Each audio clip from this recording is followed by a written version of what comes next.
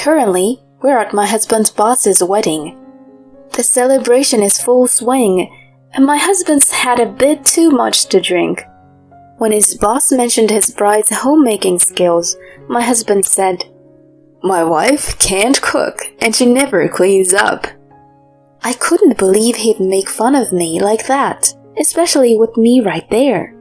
I shot back, "Should you really be critiquing your wife's housekeeping skills when you're lying about business trips to stay at your mistress's place?"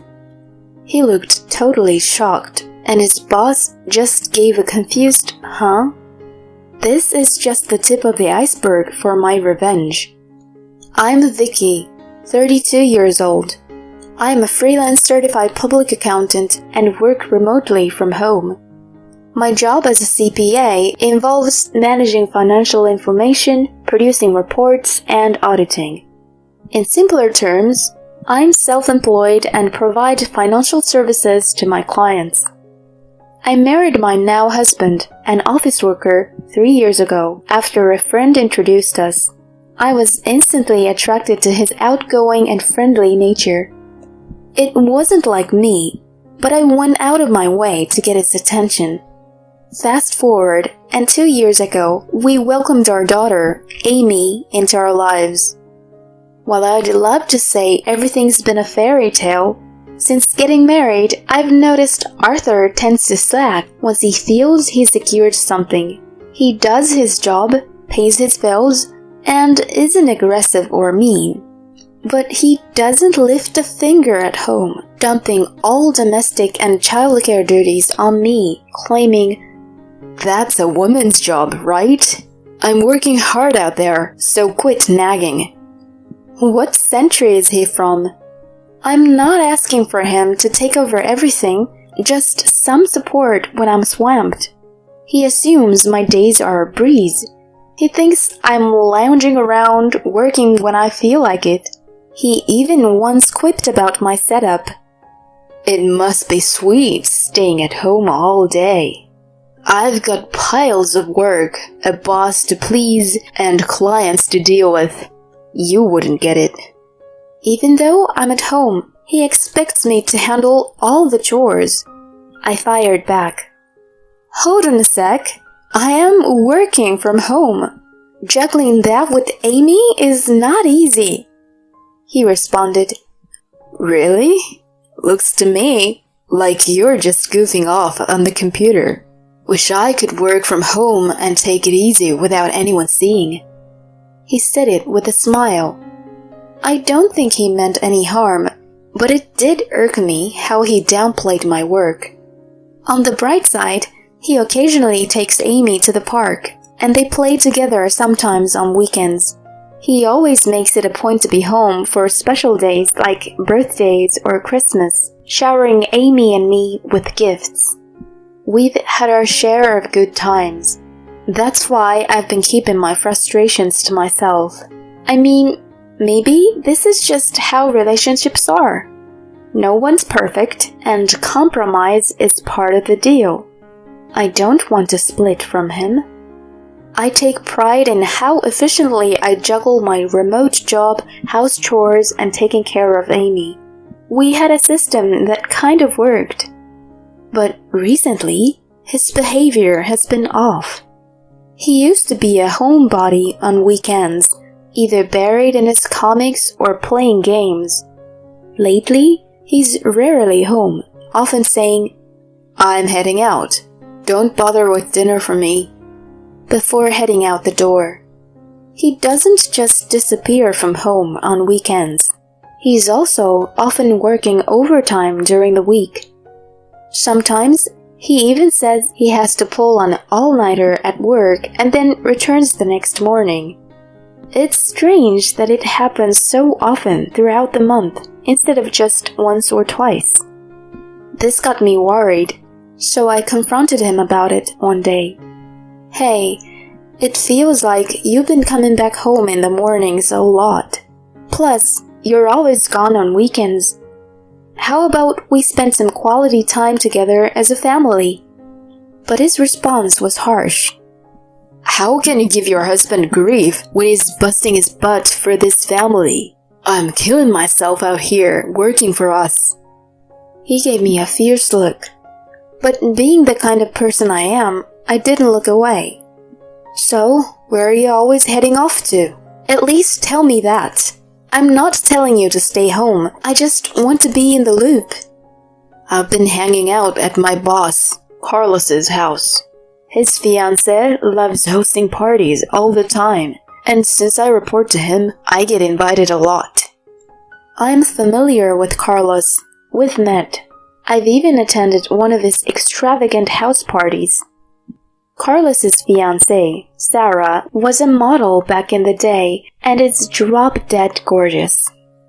Word is they are living together and planning to get married. Sarah's my age, 32, but she could pass for someone in her early 20s. She's got fair, almost glowing skin and large eyes, rosy lips and vibrant apple-colored cheeks. She's slender with a graceful frame. Even seeing her as another woman, I had to admit, she was a knockout. But personality-wise, she left a lot to be desired. Sarah, I remember the first time I went to their house party and she walked up to me. That's a memory I wish I could shake, but can't. You're Vicky, right? Heard your cooking isn't that great. Sarah remarked with a sly smile. Her comment caught me off guard and I responded, Who told you that? Arthur was venting about it. Said he dressed dinner time because of the bad food. Her words left me reeling. The idea of Arthur bad-mouthing me to others was inconceivable. She went on. It's okay, you know. Everyone's got something they're not great at. And just because you think your meals are tasty doesn't mean your husband agrees.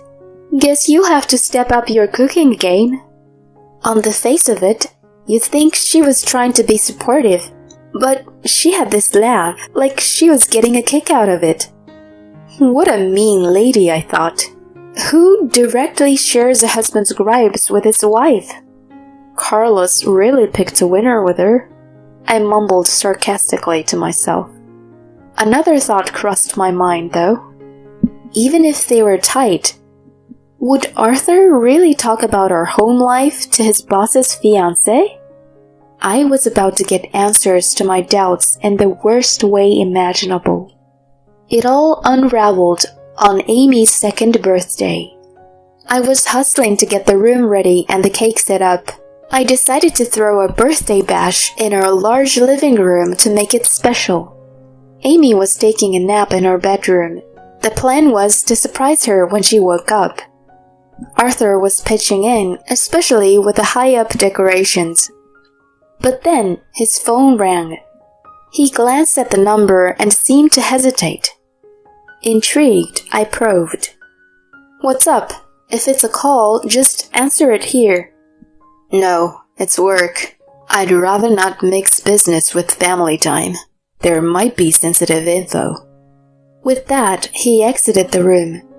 He was gone for a good half hour, deeply engrossed in his chat. When he finally came back, he looked really shaken. Out of nowhere, he raised his voice at me. I got called into work. I'm heading to the office now. Out of nowhere, I was caught off guard and tried to hold him back. Hold on, are you really going to work now? Today is Amy's birthday. He brushed past me, giving me a frustrated look. Get the picture. There are bigger things at play here. Don't hold me up. With that, he bolted out the door. I was stunned by his abrupt reaction. His words kept replaying in my mind. How could he downplay our precious Amy's birthday like that? Why would he be so thoughtless? He told me he took the day off for this. What work emergency could be more pressing than Amy's day? I decided to peek in on the sleeping girl. She looked so serene. It would break her heart to learn her dad missed her birthday when she wakes up. Not knowing how to process everything, my mind was spinning. But then it hit me. I checked something in the kids' room and was horrified by my find. Anger welled up inside me. Aha! So that's what's been happening. That's the real reason he dashed out.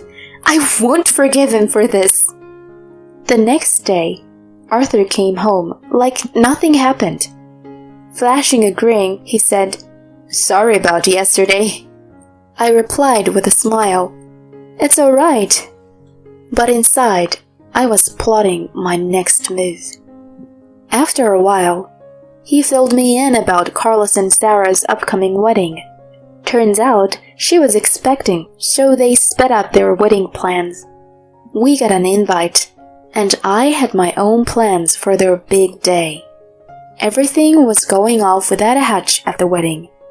Arthur was living it up, sipping enough to get rosy cheeks.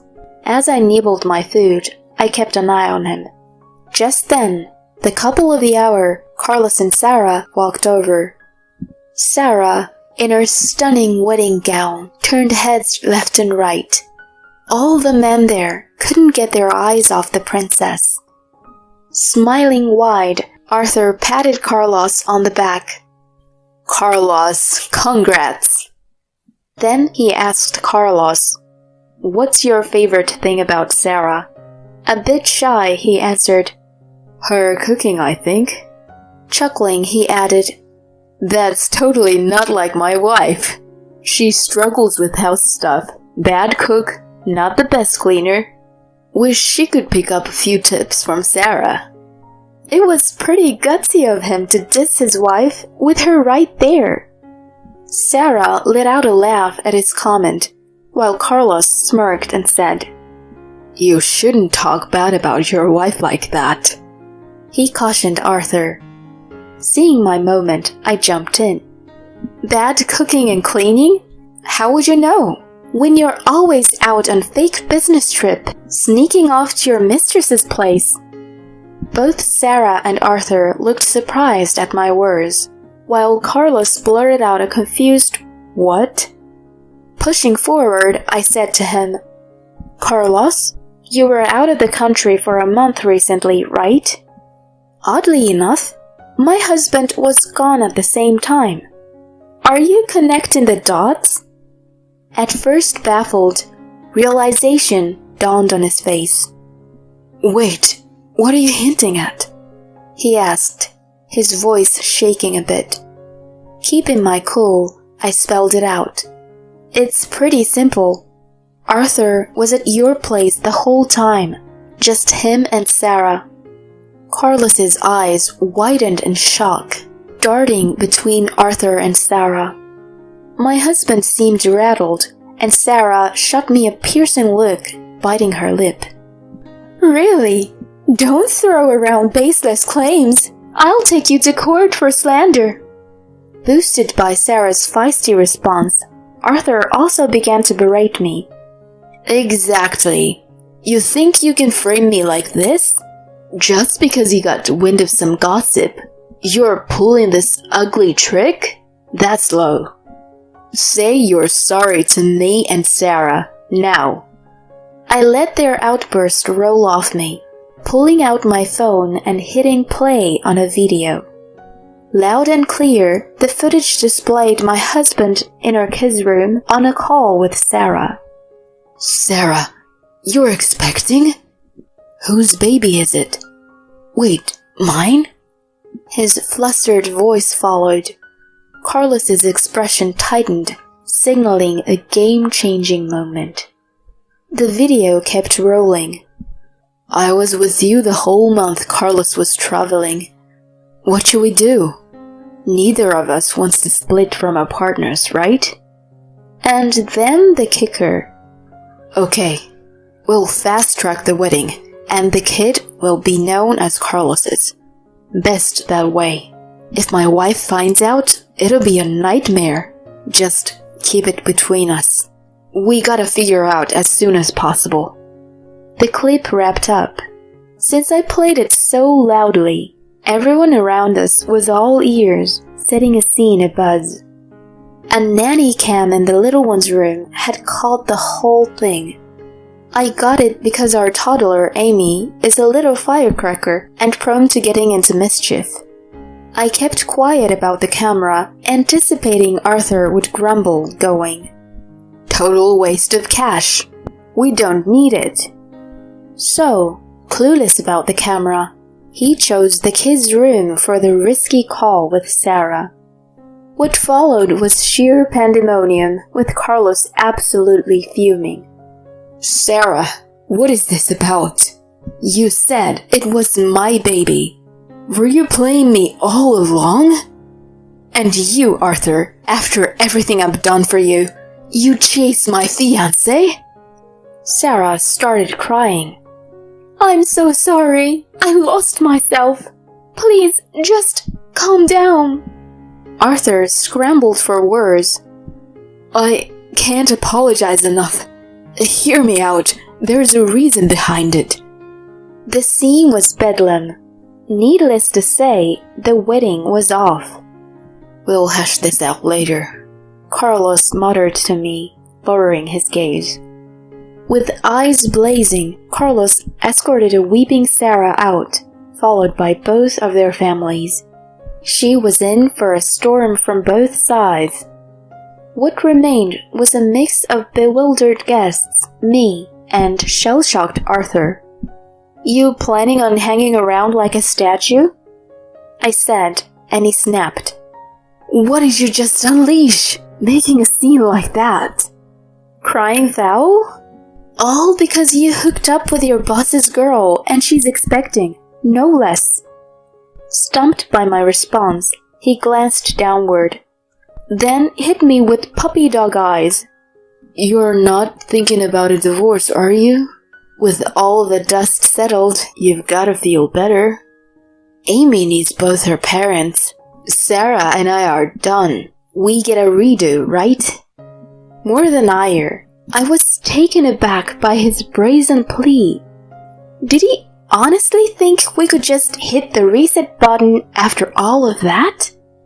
The real reason he doesn't want to split is because Carlos is onto him about the affair. From the get-go, Arthur hasn't been making a lot of money, and after this mess, his job's probably on the line. If I go after him for alimony, his life's definitely taking a nosedive. That's his main reason for dodging a divorce. How self-absorbed is that? I let him have it. "Cut the crap! We're getting divorced! There's no walking this back. I'll be coming for compensation from both you and Sarah. Plus, I want child support. Get ready." Hearing this, he just lost it, tears and all. "Please, don't go there.